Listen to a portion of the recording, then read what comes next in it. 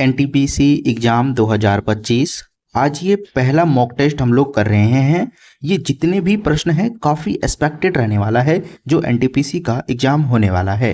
तो पहला प्रश्न है आपको साथियों कि भारत के संविधान के किस अनुच्छेद के तहत अखिल भारतीय सेवा सृजित की जाती है। करेक्ट आंसर इसका हो जाएगा अनुच्छेद 312 इसका करेक्ट आंसर होगा। ऑप्शन बी इसका सही आंसर हो जाएगा।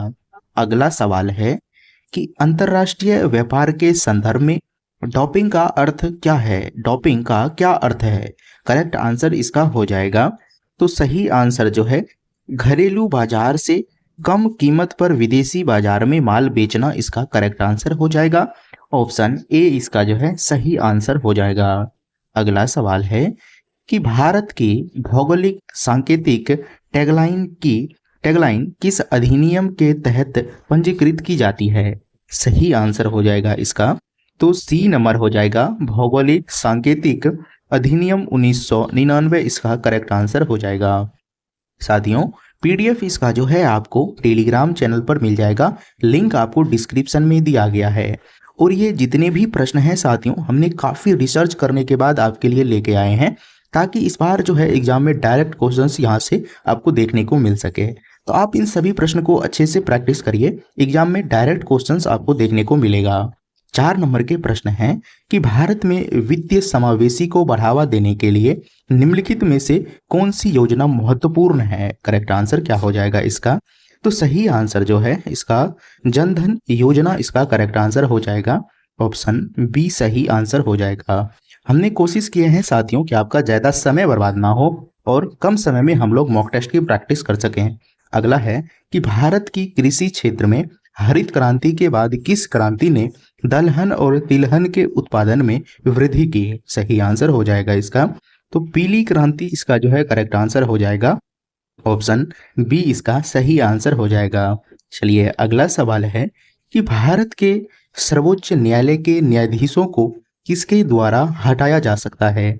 करेक्ट आंसर हो जाएगा इसका संसद के दोनों सदनों द्वारा विशेष बहुमत से पारित प्रस्ताव पर राष्ट्रपति द्वारा। महाभिभिया प्रश्न है साथियों, आप देखिएगा कि डायरेक्ट क्वेश्चंस आपको यहाँ से देखने को मिलेगा। अगला सवाल है 7 नंबर का कि भारत के पूर्वी घाट और पश्चिमी घाट पर्वत श्रृंखला कहाँ मिलती है। करेक्ट आंसर इसका हो जाएगा साथियों नीलगिरी पहाड़ियाँ इसका जो है सही आंसर होगा। ऑप्शन ए इसका करेक्ट आंसर हो जाएगा। चलिए अगला सवाल देखिए। अगला सवाल है कि भारत के संविधान सभा में संघीय शक्ति समिति के अध्यक्ष कौन थे। सही आंसर क्या हो जाएगा इसका तो जवाहरलाल नेहरू इसका जो है सही आंसर हो जाएगा। ऑप्शन इसका जो है बी करेक्ट आंसर हो जाएगा। अगला सवाल है कि भारत में आर्थिक नियोजन किस सूची पर विषय है। भारत में आर्थिक नियोजन किस सूची का विषय है। करेक्ट आंसर क्या होगा इसका तो समवर्ती सूची इसका जो है सही आंसर हो जाएगा। ऑप्शन सी करेक्ट आंसर होगा। अगला सवाल है कि भारत की राष्ट्रीय जलमार्ग 1 किस नदी पर स्थित है। करेक्ट आंसर हो जाएगा इसका गंगा भगीरथी हुबली नदी प्रणाली इसका करेक्ट आंसर हो जाएगा। ऑप्शन ए इसका जो है करेक्ट आंसर हो जाएगा। साथियों इसी टाइप के क्वेश्चंस एनटीपीसी में पूछे जाते हैं जब हमने काफ़ी रिसर्च किए हैं और ये प्रश्न हम आपके लिए लेके आए हैं। भारत में नियंत्रक और महालेखक परीक्षक की नियुक्ति की अवधि कितनी होती है। करेक्ट आंसर जो है इसका हो जाएगा 6 वर्ष या 65 वर्ष की आयु तक जो भी पहले हो। करेक्ट आंसर सी नंबर इसका जो है सही आंसर हो जाएगा। अगला सवाल है इसमें है कि भारत में भूमि अधिग्रहण अधिनियम 2013 का मुख्य उद्देश्य क्या है। देखिए करेक्ट आंसर इसका जो है आपको ऑप्शन सी नंबर सही हो जाएगा।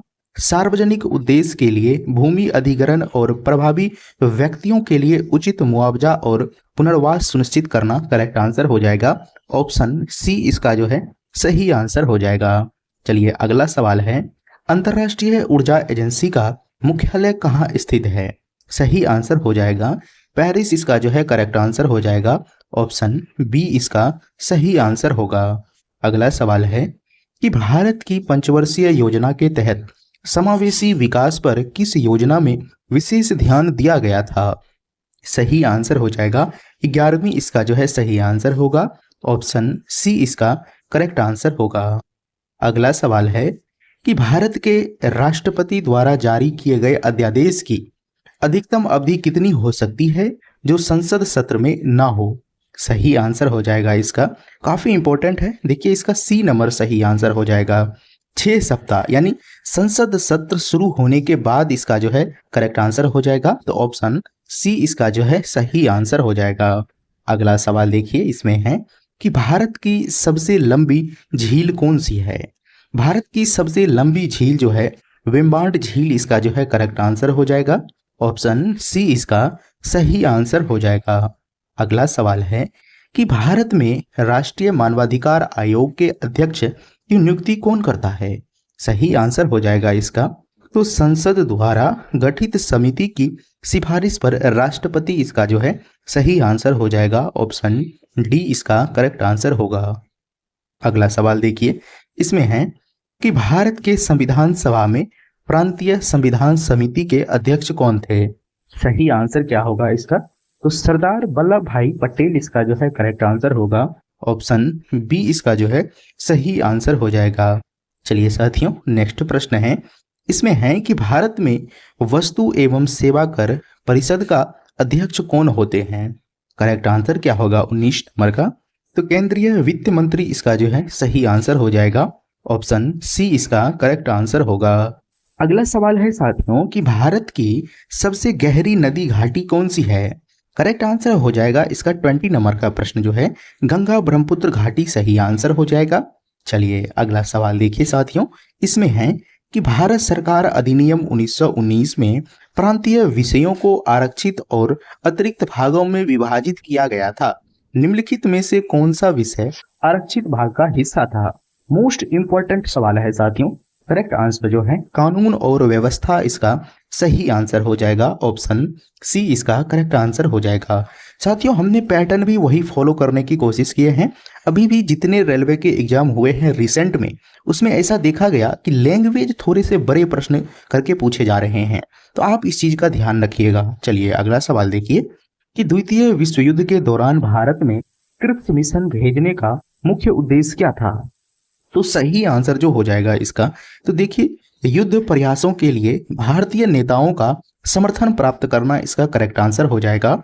ऑप्शन बी इसका जो है सही आंसर होगा। अगला सवाल देखिए साथियों, इसमें है कि भारतीय संविधान के किस अनुच्छेद के तहत राष्ट्रपति किसी राज्य के राज्यपाल को नियुक्त करते हैं। करेक्ट आंसर हो जाएगा इसका जो है अनुच्छेद 155 इसका जो है सही आंसर हो जाएगा। ऑप्शन बी इसका करेक्ट आंसर होगा। अगला सवाल है, सतत विकास लक्ष्य को किस वर्ष तक प्राप्त करने का लक्ष्य रखा गया है। सही आंसर हो जाएगा 2030 इसका जो है करेक्ट आंसर होगा। ऑप्शन बी इसका सही आंसर हो जाएगा।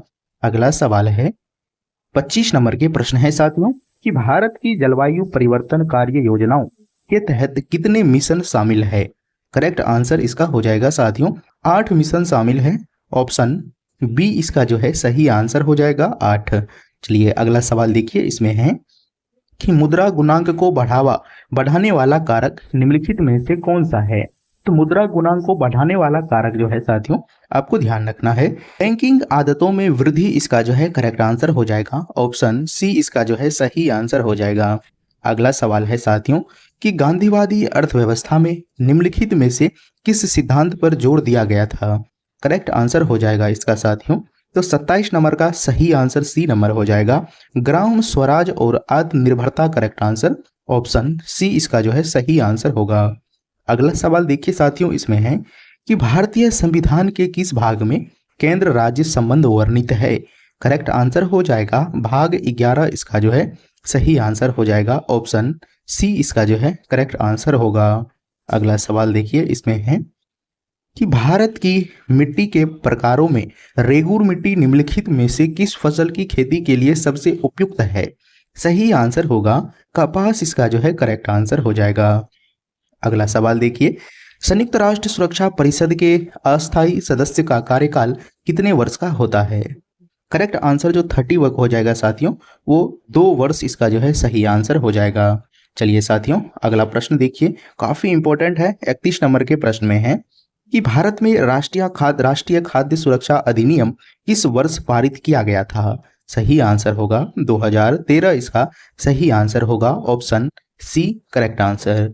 अगला सवाल है कि भारत की जनगणना 2011 के अनुसार किस राज्य में लिंगानुपात सबसे कम है? सही आंसर हो जाएगा इसका हरियाणा इसका जो है सही आंसर होगा, ऑप्शन बी इसका करेक्ट आंसर होगा। चलिए नेक्स्ट सवाल है कि मौद्रिक नीति समिति में भारत सरकार द्वारा कितने सदस्य नामित किए जाते हैं? करेक्ट आंसर हो जाएगा साथियों 3 इसका जो है सही आंसर हो जाएगा। अगला सवाल देखिए इसमें है कि भारत के संविधान के किस अनुच्छेद के तहत अंतरराज्यीय व्यापार और वाणिज्य की स्वतंत्रता प्रदान की गई है? 300, 301, 307 या 312? देखिए करेक्ट आंसर जो हो जाएगा 301 इसका जो है सही आंसर हो जाएगा, ऑप्शन बी इसका सही आंसर होगा। साथियों नेक्स्ट सवाल है कि भारत में पहला विशेष आर्थिक क्षेत्र कहाँ स्थापित किया गया था? करेक्ट आंसर क्या हो जाएगा इसका? तो कांडला गुजरात इसका जो है सही आंसर हो जाएगा, ऑप्शन ए इसका जो है करेक्ट आंसर हो जाएगा। अगला सवाल देखिए साथियों इसमें है कि भारत की पंचवर्षीय योजनाओं के संदर्भ में भारी उद्योग को प्राथमिकता किस योजना में दी गई थी? सही आंसर क्या हो जाएगा? तो दूसरी इसका जो है करेक्ट आंसर हो जाएगा, ऑप्शन बी नंबर इसका जो है सही आंसर हो जाएगा। चलिए साथियों अगला सवाल देखिए इसमें है कि भारत के राष्ट्रपति पर महाभियोग चलाने के लिए संसद के किन सदन द्वारा आरोप लगाया जा सकता है?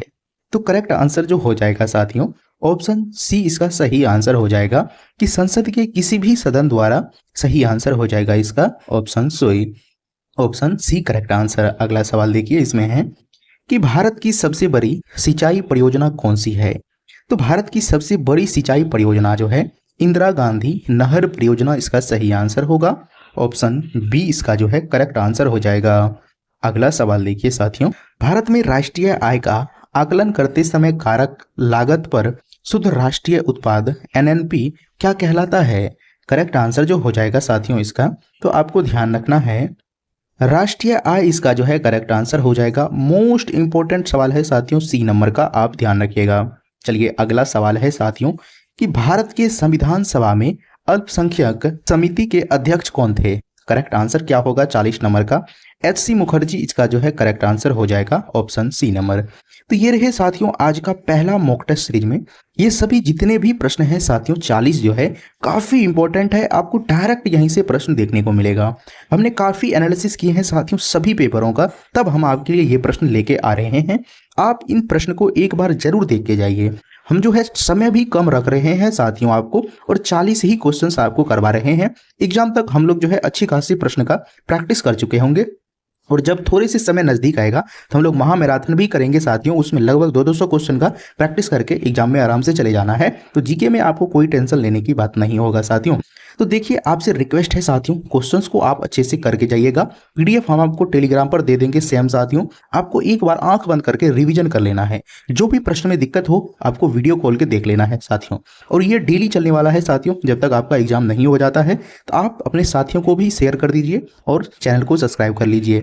और भी साथियों काफ़ी क्लास चल रहे हैं यूट्यूब पर, आपको जो भी सब्जेक्ट में भी दिक्कत है उन सभी का पर्सनल चलाया जा रहा है। 300 प्रश्न हिस्ट्री का, 300 पॉलिटिकल, सभी सब्जेक्ट का आप वहां से भी कर लीजिएगा। तो चलिए साथियों मिलते हैं आपसे अगले वीडियो में। आप अपना ध्यान रखिए साथियों, फोकस करिए एग्जाम पर। तो चलिए मिलते हैं अगले वीडियो में।